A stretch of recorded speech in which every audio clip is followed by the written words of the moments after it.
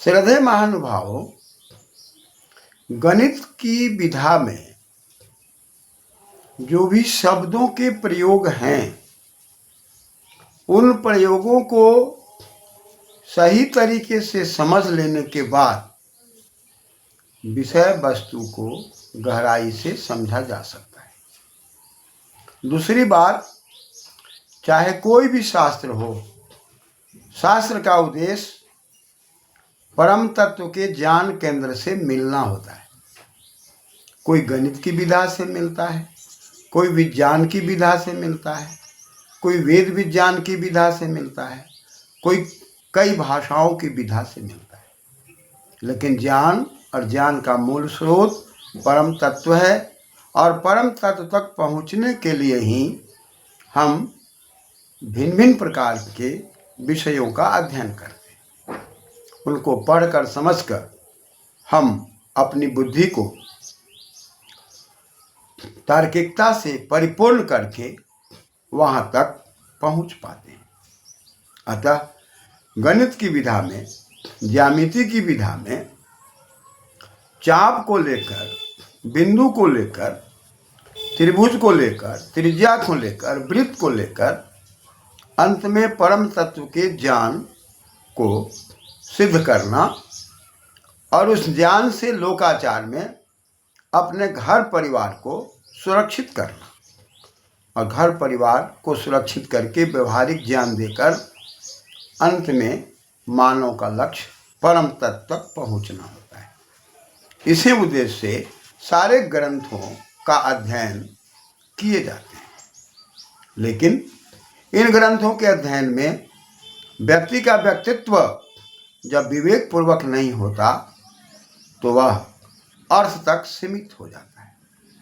अर्थ एक साधन है जिसके माध्यम से हमें आगे बढ़ना है, लेकिन अर्थ ही सब कुछ नहीं है।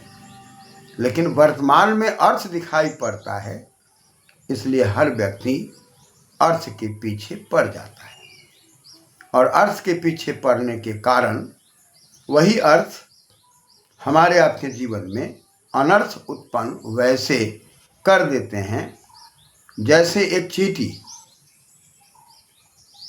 इस प्राणी को देखिए, जब इसके सामने चीनी का पाक या मीठा पाक कोई भी दिखाई पड़े, उस पाक को ग्रहण करने में बड़ी आसानी से अपने जीवन लीला को समाप्त करने में सक्षम है।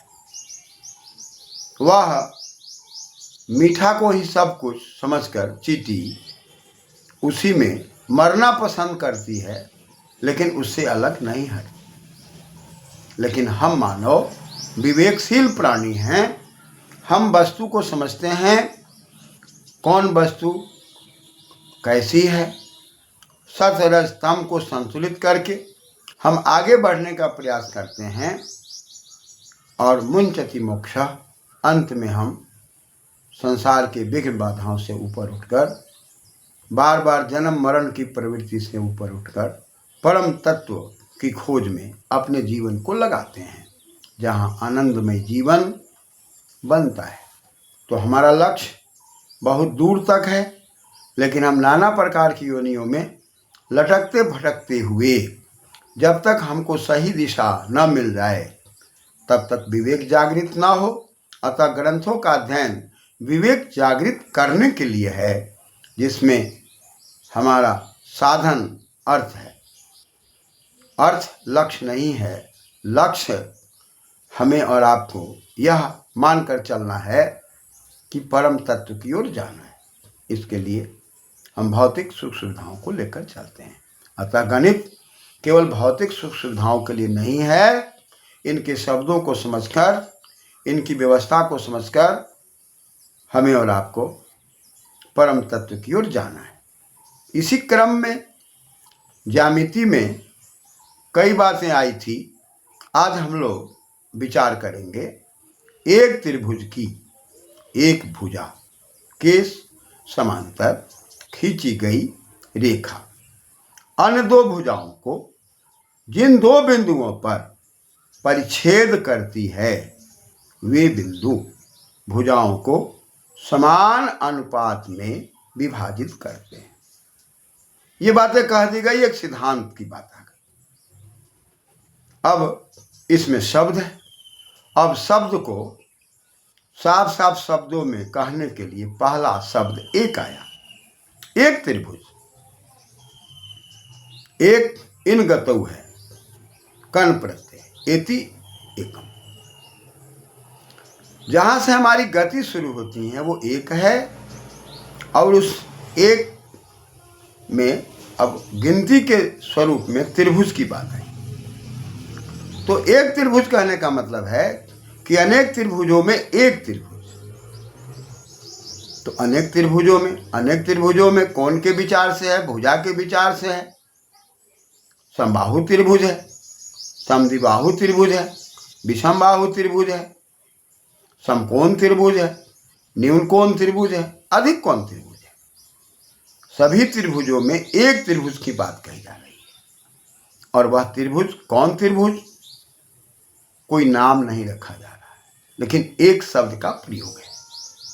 और एक के बाद तीन, तीन के बाद पांच, पांच के बाद सात, ये विषम की ओर संकेत करता है। तो यहाँ एक शब्द विज्ञापन निकालता है कि विषम बाहु त्रिभुज में, क्योंकि अन्य त्रिभुजों में जब भुजाएं सम हो या दो बराबर हो या उसके अंदर कोण की बातें आए, तो कोण की बातों को सबको लेने के बाद समानुपातिक तो है ही, लेकिन इसमें यदि विषम बाहु की बात आ जाए, वह त्रिभुज जो विषम बाहु की बात करते हों, तो तीनों भुजाएं अलग अलग है।